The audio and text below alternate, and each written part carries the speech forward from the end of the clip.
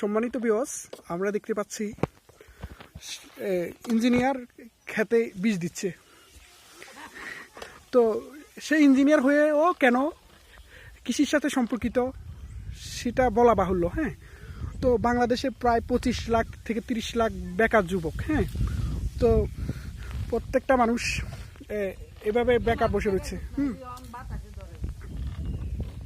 তো বাংলাদেশের প্রত্যেকটা যুবক যদি চাকরির পিছনে ছুটে তাহলে বেকারত্বের হার আরও বেড়ে যেত। হ্যাঁ, তো তো আত্মকর্মসংস্থানের জন্য সে ইঞ্জিনিয়ারিং পড়েও সে এখন কৃষির সাথে সম্পর্কিত হয়েছে, কেননা আত্মনির্ভরশীল কাজ নিজের স্বাধীনতাটাকে বাড়িয়ে দেয়। হ্যাঁ, তো